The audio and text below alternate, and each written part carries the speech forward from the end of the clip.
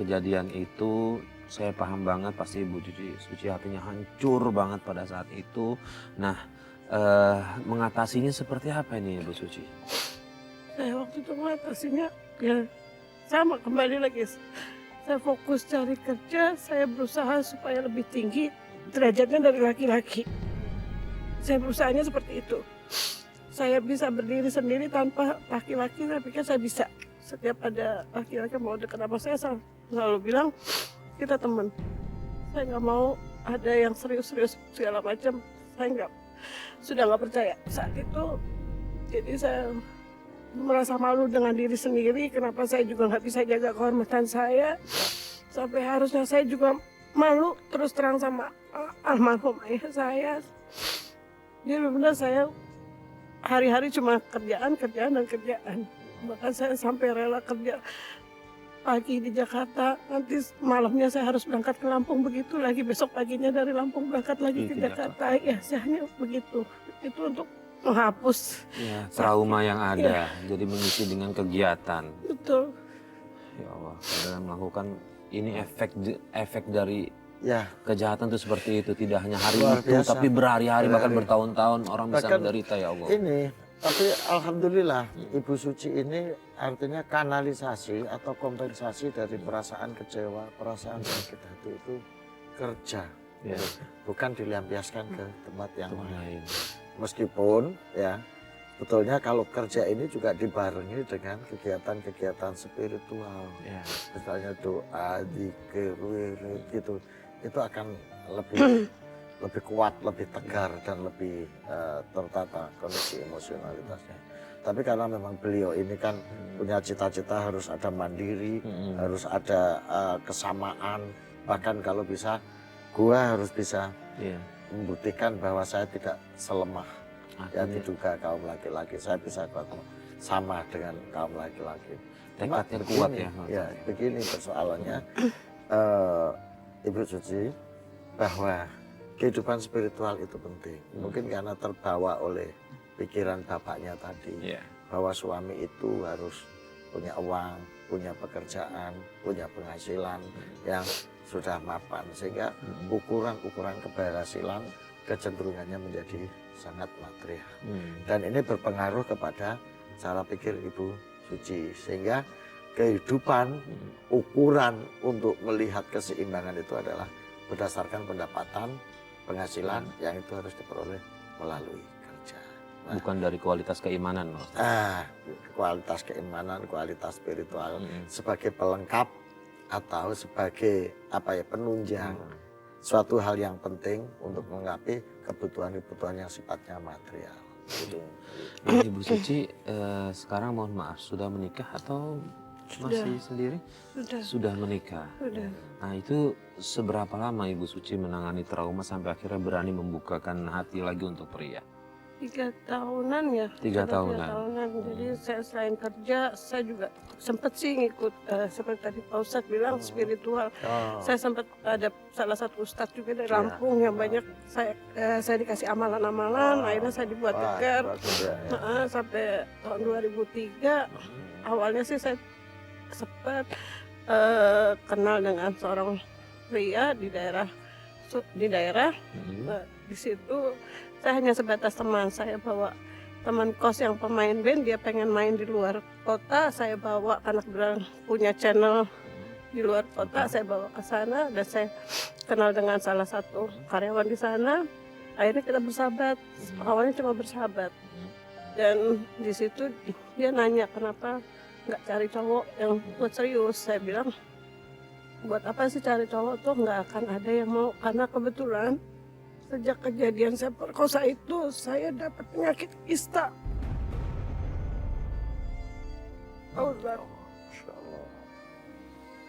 Saya ngerasa itu hukuman dari Allah. Saya dapat kista dan miom, bahkan dokter itu sudah vonis saya nggak akan bisa punya anak. Makanya saya cerita ke cowok ini, ternyata dia bilang, ya udah nggak usah pikirin begitu, kita nikah yuk. Nggak tahu kenapa saat itu saya langsung bilang sama ayah saya. Saya bilang, Pak, ada yang ngajakin nikah gimana? Kata bapak, orang seberang ya? Iya. Ya udah kamu sholat. sholat istiaroh. Saya jalani sholat istiaroh. Ternyata memang yang ditunjukin saya harus nikah sama yang orang seberang ini. Oh ya udah, akhirnya saya nikah pertengahan 2004. Saya nikah, terus saya pindah ke daerah ngikut suami. Di situ ayah saya juga nggak bisa datang karena kebetulan saya nikahnya di daerah, Pak. Terus saya diwalikan karena ayah saya saat itu sedang sakit. Awal pernikahan, seminggu pernikahan itu saya ngerasa ada keanehan, ada yang selalu disembunyikan sama suami saya. Ternyata suami saya itu suka mabuk. Itu yang awalnya saya nggak tahu. Yang saya cuma tahu gini, kalau pulang kerja, dia memang kerja di hotel itu. Dia kalau pulang selalu matanya merah. Saya tanya, kenapa Mas? Enggak, tadi kelilipan, selalu begitu. Terus saya merasa kalau tiba-tiba dia diam terus tangannya bergetar, Pak Ustadz. Saya bilang, udah gitu dia pergi ganti baju mau kemana? Enggak, sebentar mau keluar. Lama-lama saya nemuin ada berapa minuman, ada obat-obatan di kantong bajunya. Saya jadi mikir, kenapa saya dapat suami yang seperti ini? Saya berpikirnya gitu. Tapi saya cerita sama ayah saya bilang, Pak gimana? Ya udah, itu udah jalan kamu, udah takut kamu jalanin. Insya Allah kamu kuat, itu yang ayah saya bilang. Akhirnya saya jalanin terus. Sampai saat itu saya benar-benar marah, saya nggak terima. Kok uang dihabis-habisin cuma begitu. Akhirnya saya tanya, kenapa uang ini dihabis-habisin? Dia marah, dia nggak terima, saya dipukul.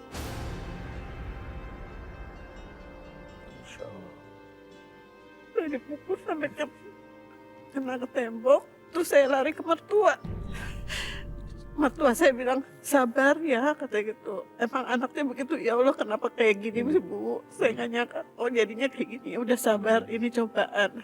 Bertahun-tahun saya sabar, sampai akhirnya saya hamil anak pertama, begitu juga. Jadi dia kalau nggak dapetin minuman itu, dia marah, kasar. Kalau saya tanya baik, marahnya tuh main tangan. Bahkan saya, karena saya hamil 3 kali pula perlu saya kena tendang.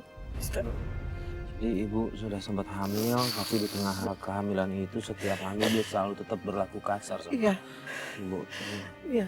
Ya Allah, nih suami harusnya udah tahu kondisi ibu yang tadi di awal dibilang nggak bisa hamil, tapi ternyata dikarunia anak, harusnya sudah bisa mengubah. Mestinya bersyukur. Iya. Mestinya dia menerima ini sebagai tanda kebahagiaan.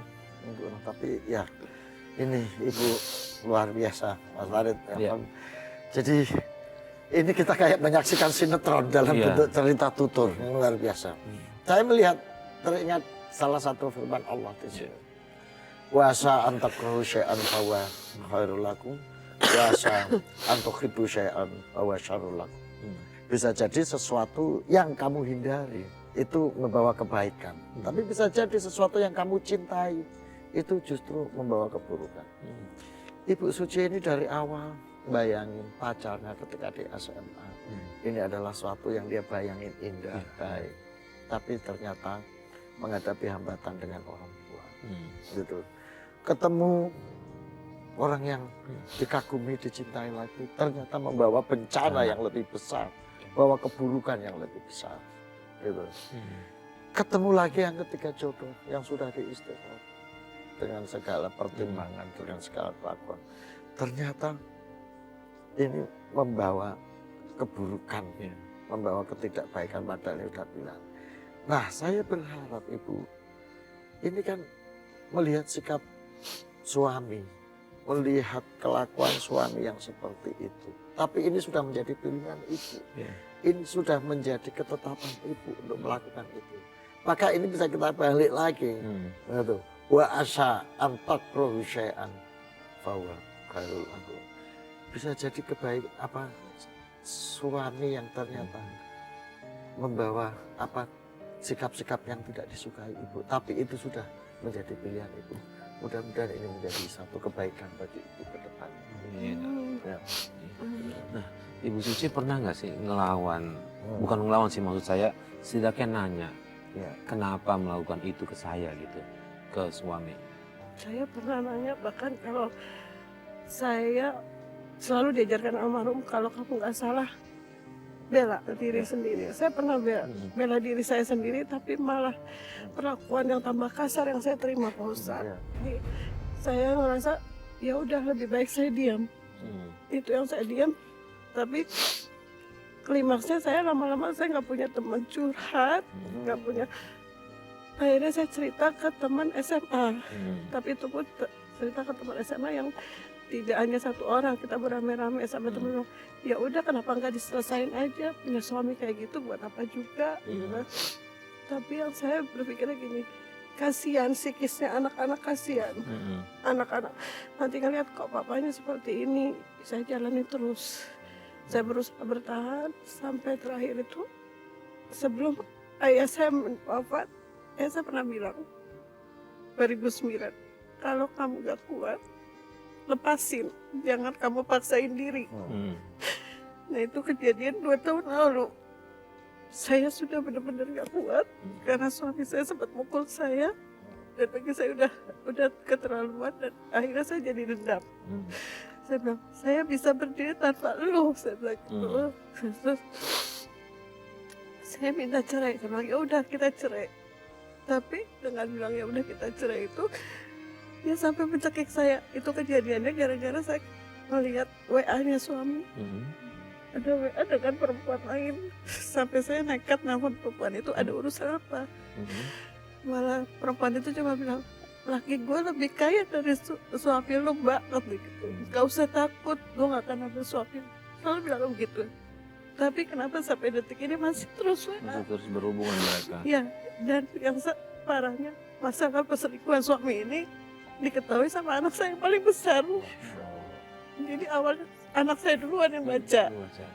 Anak saya sering baca WA bapaknya, mainan handphone ya, otomatis baca. Dia bilang, Ma ini perempuan siapa? Anak saya sampai bilang, jangan sampai ya Ma, kejadian kayak teman kakak. Kakak sering terima curhat dari teman, papanya punya istri lagi, kakak gak mau kayak gitu. Saya bilang, insya Allah enggak ya kak, biar gimana mama bertahan. Tapi ngeliat saya pernah dicekik. Kamu lagi ngapain, Dek? Lagi ngegambar, Pak. Pintar ya, sudah bisa gambar kamu. Lagi ngapain kalian? Aku lagi nggambar rumah, Ma. Iya, pintar tuh gambarnya si Dede. Bentar ya, aku mau ke belakang dulu.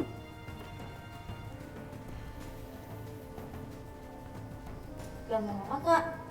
Kakak lagi nggambar rumah. Oh, siapa Bunga? Pasti dia selingkuh tuh. Oh, Dede udah gambarnya. Mas, siapa Bunga? Kok WA-nya pakai sayang-sayangan gini? Apa sih kamu? Dia tuh bukan siapa-siapa. Bukan siapa-siapa kok WA-nya pakai sayang-sayangan gini. Dia selingkuhan kamu kan? Bukan, kalau aku bilang bukan ya bukan. Sini apanya? Sini. Sini. Ingat, kalau kamu berani cek handphone saya lagi, saya bunuh kamu. Bunuh aja aku sekalian, Mas! Bunuh! Biar kamu puas! Daripada kamu selingkuh terus! Alah! Risik kamu berdua, kamu harus soal ibu kamu. Tengah malam, anak-anak saya bilang, paling kecil, sabar Mas, sabar itu emas. Sebaru 7 tahun, Pak Ustadz kamu bisa sabar itu. Nggak usah dilawan, Papa biarin aja. Udah sekarang Mama nggak usah pikirin Papa, yang penting kita hidup bertiga aja. Saya bilang, iya sih Dek. Ini disaksikan anak-anaknya nih Pak Ustadz, suaminya menyakiti dia, ya Allah. Ini Dan saya miris sih dengarnya Pak Ustadz. ini menjadi pendidikan yang tidak baik bagi anak. Iya. Karena secara emosional, sikap-sikap seperti ini akan mempengaruhi psikologis anak. Sehingga akan memberikan dampak terhadap cara pandang, penilaian anak-anak terhadap ayah, terhadap laki-laki yang bisa menimbulkan trauma psikologis maupun trauma sosiologis bagi anak-anak. Karena masalah KDRT ini, Mas Farid, ini tidak hanya hukum akhirat, hukum dunia juga ada hukumnya. Ini Undang-Undang Nomor 23 tahun 24 kalau nggak salah. Itu bicara soal penghentian terhadap KDRT, PKDRT itu. Ini kalau ibu melaporkan peristiwa ini ke aparat dengan bukti saksi yang cukup, ini si suami bisa kena ini. Ya, bisa ditindak segera. Bisa ditindak secara hukum positif gitu loh. Mm-mm. Apalagi hukum akhirat, Ya. hukum agama. Nah, maka ibu saya sarankan pertama perkuat dzikir untuk memperkuat hati. Anak ibu yang sudah dewasa, yang sudah bisa diajak omong baik-baik untuk menghadapi persoalan ini. Apalagi tadi sudah terlontar, sudahlah, nggak usah mikir bapak, kita hidup bertiga saja. Gitu. Apalagi kalau dilihat dari sejarah kronologi kehidupan ibu ini bukan sangat mandiri banget. Iya. Ibu ini Luar orang biasa, yang sangat Ustaz. tegar, mandiri, bisa mencukupi kebutuhannya secara pribadi, gitu ya. Supaya ibu nanti bebannya tidak bertambah. Iya. Mikir suami, kemudian emosional terkuras, material terkuras. Padahal ibu harus sustain, ibu harus punya tanggung jawab membesarkan, mendidik, dan mengarahkan anak-anak ini masa depannya. Meskipun itu sebetulnya tanggung jawab suami ya, Iya, betul. tapi kan ternyata nggak bisa diandalkan. Jadi ibu, saya ikut prihatin dan ikut berdoa. Mudah-mudahan ini segera ada jalan keluar. Ibu pernah Amin. menikmati kebahagiaan hidup dari seluruh proses panjang. Yakinlah kesabaran ibu akan berbuah indah pada waktunya. Saya nggak tahu, mungkin keindahan itu akan berbentuk. Mudah-mudahan sang suami sadar, sang suami bisa balik sehingga menyadari kesalahan, menyadari tugas dan tanggung jawab, sehingga kehidupan yang sakinah mawaddah warahmah akan terbentuk untuk keluarga ibu masa depan. Pak Ustadz, terakhir Pak Ustadz, kira-kira doa dan amalan apa yang Ibu Suci harus lakukan?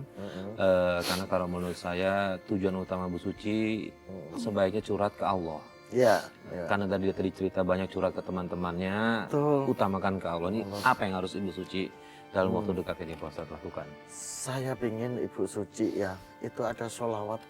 Ya, sholawat ini sebetulnya digunakan untuk menghadapi orang yang bersikap dolim. Ya, namanya sholawat azgili. Allahumma sholli ala sayyidina Muhammad wa ashgili zalimin bil zalimin wa akhrijna min bainihim salimin wa ala alihi wa sahbihi ajma'in. Ini sholawat mohon kepada Allah melalui Nabi Muhammad, melalui syafaat Nabi Muhammad, supaya kita dikeluarkan dari orang-orang yang dolim. Orang-orang yang dolim disibukkan dengan urusannya sendiri aja lah, gitu ya. Sehingga kita diselamatkan dari kesibukan orang yang dolim itu. Nah, mudah-mudahan dengan sholawat ini ibu bisa keluar dari kedaliman yang dilakukan oleh siapapun, termasuk oleh suami ibu. Dan mudah-mudahan suami ibu sadar atas segala kedoliman kesalahannya, sehingga bisa kembali melaksanakan tugas tanggung jawab sebagai seorang suami pada ibu dan kepada anak-anak. Baik, terima kasih Ustaz Zastur atas semua nasihatnya. Buat Ibu Suci, kita berdoa, sama-sama berdoa mudah-mudahan semua permasalahan Ibu Suci bisa segera teratasi dan sesuai dengan menjalankan rumah tangga yang sesuai dengan impian kita masing-masing. Ibu Suci, terima kasih sekali lagi, dan ini mudah-mudahan cerita ini bisa menjadi pelajaran penting buat pemirsa di rumah. Pak Ustadz, terima kasih sudah hadir di Tawakal. Ya, sama-sama. Ya, dan pemirsa, akhirnya sampai di sini Tawakal. Saya Farid Hasan undur diri. Wabillahi taufiq wal hidayah. Wassalamualaikum warahmatullahi wabarakatuh. Waalaikumsalam.